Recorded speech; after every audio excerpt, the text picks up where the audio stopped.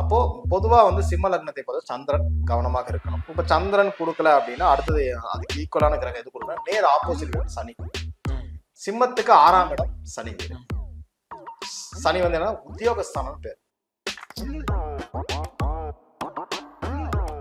சூரியனே லக்னாதிபதியா இருக்காரு. சூரியன் கெடுத்துருவார். லக்னாதிபதி என்னைக்கு நன்மை செய்ய மாட்டார். பொருளாதாரக்காரருக்கு நன்மை செய்ய மாட்டார். அவர் வந்து உங்க உயிருக்கு தான் கேரண்டி தருவார். உங்களை பாதுகாக்கிறத லக்னாதிபதியோட வேலை. உங்க பொருளாதாரத்தை பாதுகாக்கிறத வந்த சொத்து கடனுக்காகவே வித்தேன். எங்க அப்பா எனக்கு சொத்து கொடுத்தது என் கடனை அடைக்கிறதுக்காக கொடுத்தாரு அப்படிம்பாங்க. சில பேர் என்ன சொல்லுவாங்க, தொழில போட்டு லாஸ் ஆகும். சில பேர் வந்து சந்திரன் எந்த பாவத்தில் இருக்காரு. இப்போ 8ஆம் இடத்துல போய் உட்காந்துட்டாங்க. லிட்டிகேஷன் ப்ராப்ளம் தான் மெயினா. வந்து நீங்க ஏதாவது பிரச்சனை இல்லை, அது சொத்து லாக் ஆகும். இல்ல சொத்துக்கள்ல வந்து பங்காளி ஒரு செவ்வாய் வீட்டுல போய் உட்காந்துச்சு. பங்காளி உறவுகளால் ஏற்படக்கூடிய சந்திர திசையில பொருளாதாரத்துக்காக கௌரவ பங்கம். ஒரு நல்ல சேலை கேட்ட கிடைக்கலங்கிறவங்க, ஒரு சொத்தெல்லாம் இருந்து சொத்தெல்லாம் வித்துட்டோம் சந்திர திசையில, அதனால எனக்கு கௌரவ வீடு. காலபுருஷனுக்கு 5ஆம் இடத்துக்கு 12. அப்ப உங்க பூர்வீக சொத்துக்களை கண்டிப்பா இழப்பாங்க. கவனமா இருக்கணும். இவங்கதான் ரொம்ப ரொம்ப ஜாக்கிரதையா இருக்கணும். சந்திர திசை வரும்போது சிம்ம லக்னத்துக்காரங்க சொத்துக்கள் ரீதியாக இழப்பாங்கன்னா மீன்ஸ் எப்படி சார், வித்துருவாங்களா இல்ல சொத்து உங்களுக்கு கிடைக்காதா? ரொம்ப விஷயம், அதாவது இது வந்து ஜாதக ரீதியா செக் பண்ணணும். கிடைக்காதுங்கிறது சில விஷயங்கள். இப்ப வந்து 8ஆம் இடத்துல இருக்குன்னா லிட்டிகேஷன் ப்ராப்ளம். 12ஆம் இடத்துல இவங்களே பிரச்சனைகளுக்காக விற்கிறது.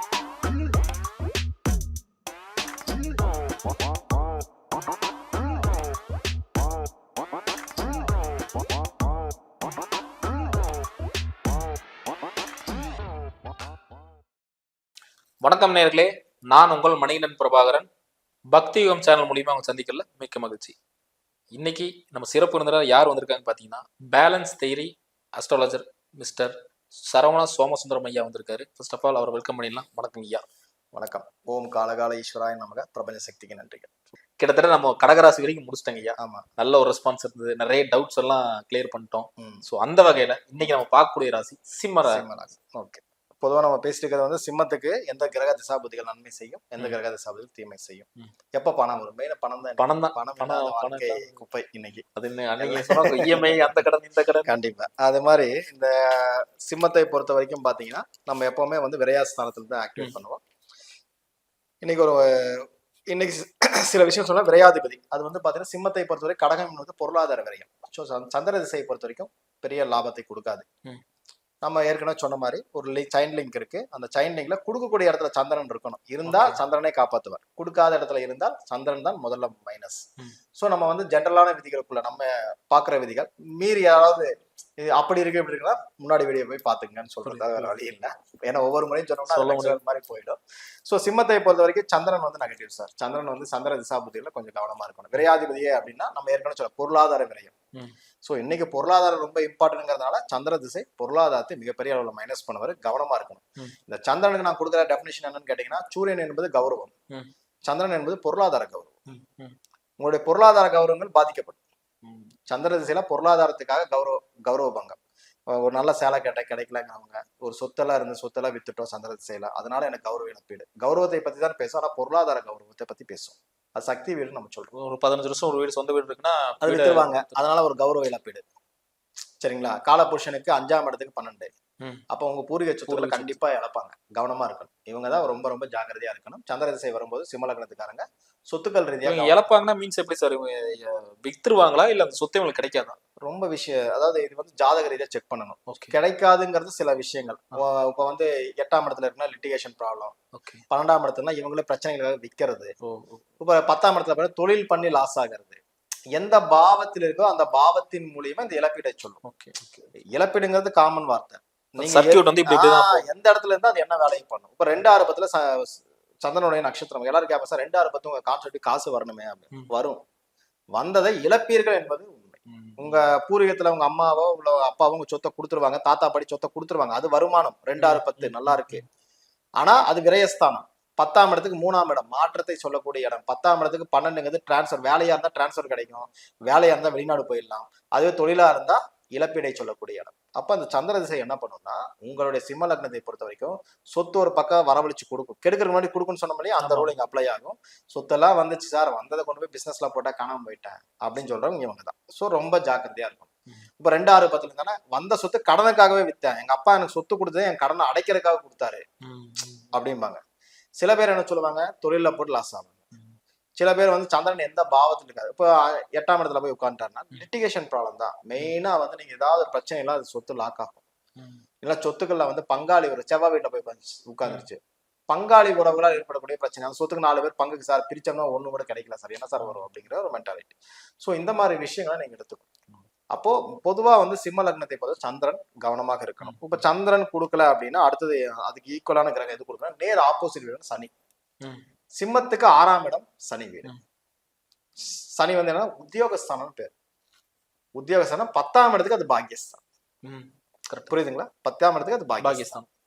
அதாவது நம்மளுடைய 10ஆம் வீடுங்க வந்து என்ன வருவாரு, நம்ம ரிஷபமா வருவாரு. அதுக்கு 9ஆம் வீடு பாக்கியஸ்தானம். அது உங்களுடைய லக்னத்துக்கு 6ஆம் இடமா வந்துச்சு, அது உத்தியோகஸ்தானம் பேர். அப்போ சனி நன்மை பண்ணுவார். சந்திரன் கெடுத்தா நேர் ஆப்போசிட் சனி கொடுப்பாருங்கிறது ரூல். இப்ப சனி கொடுக்குறாரு, நம்ம அடுத்தது என்ன சொல்றோம், குரு கெடுப்பார். நம்ம செயின் லிங்க் வந்துச்சு, குரு கெடுப்பார். குரு கெடுத்தா ஆட்டோமேட்டிக்கா புதன் வந்து கொடுக்க ஆரம்பிச்சிருவார். குரு கெடுத்தா என்ன சொல்லியிருக்கோம், புதன் கொடுப்பார். சரிங்களா? இப்ப புதன் கொடுக்குறாரு சார், புதன் நல்லா இருக்கு அப்படின்னு நீங்க சொன்னீங்கன்னா நேர புதனுக்கு அப்புறம் வந்து பாத்தீங்கன்னா இந்த சூரியனே லக்னாதிபதியா இருக்காரு. சூரியன் கெடுத்துருவார். லக்னாதிபதி என்னைக்கு நன்மை செய்ய மாட்டார், பொருளாதாரக்காரருக்கு நன்மை செய்ய மாட்டார். அவர் வந்து உங்க உயிருக்கு தான் கேரண்டி தருவார். உங்களை பாதுகாக்கிறது லக்னாதிபதியோட வேலை, உங்க பொருளாதாரத்தை பாதுகாக்கிறது அவரோட வேலை கிடையாது. அப்படி பாதுகாக்கணும், உடம்புல ஏதோ பெருசா பண்ண போறான்னு அர்த்தம். கவனமா இருந்துக்கணும். அதனாலதான் சொல்லுவோம், பொருளாதார லக்னங்கள் வந்து கவனமா இருங்க நம்ம சொல்ற ரீசன் இதுதான். அப்போ இங்க பொறுத்த வரைக்கும் பாத்தீங்கன்னா புதன் அப்படிங்கிற கிரகம் கொடுக்கும் பொழுது சூரியன் என்கிற கிரகம் கெடுக்கும். ஏன்னா இது வந்து வதை வைநாசிக புள்ளி ஒரு கான்செப்ட் இருக்கு, அதனுடைய அடிப்படையில் சூரியன் கெடுத்துருவாரு. இதுல பாருங்க சனி கொடுக்குறாருன்னு சொன்னோம், ராகுவும் கொடுத்துருவாரு. இந்த லக்னத்துக்கு பாருங்க செவ்வாய் வந்து பாத்தீங்கன்னா சிம்ம லக்னத்தை பொறுத்த வரைக்கும் செவ்வாய் வந்து பாத்தீங்கன்னா பாதகாதிகள். பொருளாதார பாதகம் இல்லை, உயிர் பாதகம். தந்தை வழியால் வரக்கூடிய உறவுகள் இவங்களெல்லாம் செவ்வாய் திசையில கவனமா இருக்கணும். ஆனா தந்தை வழி சொத்துக்கள் இந்த ஜாதகருக்கு கிடைக்கும். சொத்து இருந்தா கிடைக்கும், சொத்து இல்லைன்னா நீங்க செவ்வாய் திசையில சம்பாதிக்க போறீங்கன்னு அர்த்தம். வெளிநாட்டுல போய் சம்பாதிப்பீங்கன்னு சொல்லிடலாம். ஆனால் தந்தைக்கு இந்த இடத்துல பிரச்சனை, ஏன்னா அது 9ஆம் இடத்துக்கு 8 செவ்வாயுடைய வேலை செய்யும். அப்ப தந்தைக்கு பிரச்சனை, ஹெல்த் வைஸ் ப்ராப்ளம் எல்லாமே உண்டு. தந்தைக்காக நீங்க ஒரு மருத்துவ செலவு பண்ணுவீங்க, இது எல்லாமே அங்க நடந்தால் கூட செவ்வாய் வந்து உங்களுக்கு பாதகாதிபதியாக வரும். அப்ப பாதகம் என்பது தந்தை ஸ்தானத்தை மட்டும்தான் சொல்லுதே தவிர உயிர்கா பாதகத்தை சொல்ல, பொருளாதார பாதகத்தை சொல்ல. 4ஆம் இடம் கண்டிப்பா அந்த செவ்வாய் திசையில் சொத்து உண்டு. அப்ப ஒரு ஏதாவது கேசஸ் போட்டிருந்தாங்க, கேஸ் ஓடிருந்துச்சு, அந்த இடத்துல ஜெயிச்சிருவாரு, சொத்து உண்டு. இந்த செவ்வாய்க்கு அப்புறம் அந்த செவ்வாய் நல்லா இருந்தா கேது நல்லா இருக்கும்னு சொல்றோம். கேது ஆட்டோமேட்டிக்கா கொடுத்துருவாரு. அதனால சொல்றேன், இதுல மட்டும் எப்படி சார் செவ்வாயும் சனி ஒரே மாதிரி பண்றாங்க அப்படின்னு சில பேர், சனி கெடுத்தால் செவ்வாய் கெடுப்பதான செய்யணும் அப்படின்னு. நாங்க அதை சொல்றல, சனி வந்து இங்க பொருளாதாரம், செவ்வாயும் பொருளாதாரம். அதுக்கு பதில் 2க்கு சேர்த்து மொத்தமா வச்சு பண்ற சுக்கிரன் பண்ணுவார். ஆனா ரூல் என்னன்னா சனி கொடுத்தால் செவ்வாய் கெடுப்பாருங்கிறது ரூல். அதனால சொல்ல சுய புத்தி முதல் பகுதி கவனமாக இருங்க சிம்ம லக்னத்துக்காரங்க. கண்டிப்பா நீங்க சம்பாதிச்ச காசுல ஒரு பகுதி உங்க கையை விட்டு போகும். ஏன்னா சனிக்கு செவ்வாய் ஆகவே ஆகாது. சனி நன்றாக இருந்தால் அதுக்கு பாதகாதிபதி 11 தான் 4ஆம் இடம். புரியுதுங்களா? அப்ப என்ன பண்ணுவாங்கன்னா கடனுக்காக ஒரு சொத்தை கண்டிப்பா லைஃப்ல விற்பாங்க. ஆனால் அதே செவ்வாயில மீண்டும் மாறி வருவாங்க. 6ஆம் இடம் என்னதுங்க, கடன் சொல்றோமா, உத்தியோகஸ்தானம் சொல்றோமா, அந்த செவ்வாய் வந்து பாதகமா, கண்டிப்பா அது பொருளாதார பாதகத்தை செய்யும். எப்படி செய்யும்னா, ஒரு கடனுக்காக தன்னுடைய சொத்தை வித்தாரு, ஒரு அப்பாவுடைய ஹெல்த்துக்காக ஒரு சொத்தை வித்தாரு, இப்படிங்கிற வேலையை அது செய்யும். நம்ம என்ன நினைப்போம், இவர் என்ன சொன்னாரு, கடன் செவ்வாயில சம்பாதிப்பேன் நான் வித்துட்டேன். அதை சொல்ல, சனிக்கு செவ்வாய் ஆகாது. அப்ப 6ஆம் இடத்துக்கு அது மைனஸ், தொழில கொண்டு போய் போடாதுன்னு சொல்றோம் செவ்வாயில. மீண்டும் சொல்றோம், இப்ப இந்த லக்னத்துக்கு 4ஆம் இடமா நீங்க என்ன பண்ணணும், செவ்வாய் வந்தா காசு வந்தா சொத்து தான் வாங்கணும். நான் நேரா போய் தொழில போறீங்கன்னா ஆகாத சுக்கரனுடைய கொடுக்காத சுக்கரனுடைய வீட்டுல போய் கொட்டுறீங்கன்னு அர்த்தம். புரியுதுங்களா? 4ஆம் இடம் செவ்வாய் கொடுக்குறாரு, சொத்தா வாங்கு, வண்டி வாங்கு, நிலமா வாங்கி வச்சுக்கோ, இடமா வச்சுக்கோ, ரியல் எஸ்டேட் பண்ணிக்க, எல்லாம் ஓகே. ஆனா நேர் 10ஆம் இடம் தொழில கொண்டு போய் கொட்டாதீங்க, அது ஆகாத இடம்ன்றோம். புரியுதா? இதை எடுத்துட்டு வந்து நான் தொழில் பண்ண லாஸ் ஆயிட்டு இவர் சொல்லிதான் பண்ண சொல்லக்கூடாது. சுக்கரன் ஆகாது, 10ஆம் வீட்டுல போய் கொட்டாதீங்கன்றோம். காசை கொண்டு போய் 10ஆம் வீட்டுல கொட்டினீங்கன்னா அது 0 தான். 4ஆம் இடத்து சொத்து வாங்கலாமா, வாங்கிக்க, அதுதான் உங்களுடைய சேஃப்டி. செவ்வாய் கொடுக்குறாரு, சுக்கரன் கெடுப்பா. செவ்வாய் கொடுத்தா சுக்கரன் கெடுப்பா நம்ம சொல்லியிருக்கோமா? அவ சுக்கரன்ல போய் நீ கொட்டலாமா? உங்க இடமே 10ஆம் இடம். உங்க மைண்ட்ல தொழில் இருக்கும், ஜோதிடரோட மைண்ட்ல அது சுக்கரன் வீடுன்னு இருக்கும். நான் சுக்கரன்ல போய் கொட்டாதேன். சுக்கரன்ல கொட்டினா அது 0. முதல வாயில போனது மிஞ்சுமா? வாய்ப்பு இல்லை. சேம் அதுதான், அது பண்ணக்கூடாது. அப்ப ஜோதிடத்தை நம்ம புரிஞ்சு படிக்கணும், புரிஞ்சு அதை கேட்கணும். மொத்தமா போய் சுக்கரன்ல நல்லா இருந்தா வேலைக்கு போறவங்க அது ஒன்றும் பண்ணாது. வேலை இல்லாமல் தொழில் பண்றேன்னு போனவங்க அத்தனை பேர் செவ்வாயில தோப்பா. அதனால சனிக்கு உத்தியோகஸ்தானத்துக்கு அது பாதகாதிபதி. தொழில் மட்டும் பண்ணாதீங்க செவ்வாயில. வேலைக்கு போறியா போ, அது ஒண்ணுமே ஒண்ணு பண்ணாது. உன்னை கண்டிப்பா அது காப்பாத்து. ஏன்னா செவ்வாயுடைய நட்சத்திரங்கள் 2, 6, 10 இருக்கு, 3, 7, 11 இருக்கு. அப்ப 3, 7, 11 நம்ம ஏற்கனவே போன வீடியோல சொன்னோம். ரெஜிஸ்ட்ரேஷன், ஒரு சுப காரியம், படிக்கிறதுக்காக வெளியே அனுப்புறது, ஏதாவது சொல்லியிருக்கோமா? அப்ப படிப்பு, தொழில் சார்ந்த விஷயங்களை தவிர்த்து படிப்பு படிக்க வைக்கலாம், சொத்து வாங்கலாம், வண்டி வாங்கலாம், லக்ஸரி லைஃப் என்ன வேணும் பண்ணிக்கணும். அது உங்களுக்கு ஒண்ணுமே பண்ணாது. மாறாக நீங்க தொழில போட்டீங்கன்னா உங்களை காப்பாத்துறதுக்கு யாராலையும் முடியாது. இதுதான். அப்ப இதுக்கு போய் பரிகாரம் எல்லாம் நம்ம சொல்லணும்னா முடியாது. சரி, ஏன்னா அது மைனஸா இருக்கு. இல்லாத போய் ஒவ்வொரு பாவது சார் 10ஆம் இடத்துக்கு அந்த செவ்வாய் யாருன்னு பாருங்க. 7, 12 கூடியவர். 7, 12 கூடியவர். அது வந்து பாத்தீங்கன்னா அந்த கிரகம் வந்து அந்த பண்ண வைக்குங்களா சார்? பண்ண வைக்கும். மைனஸ்ல அதான் சொல்லலாம். கொடுக்கக்கூடிய இடத்துல இருந்துச்சுன்னா தப்பிச்சிடுவாங்க சார். கெடுக்கக்கூடிய இடத்துல இருந்தா மைனஸ் ஆகும். செவ்வாதிகள் ஒரு சொத்தாவது வாங்குவாங்க. அதே போல தொழில கொண்டு போய் இன்வெஸ்ட் பண்ணாலும் ஒரு சொத்தை விற்பாங்க. இதே ஒரு நபர் கூட வரலாம்.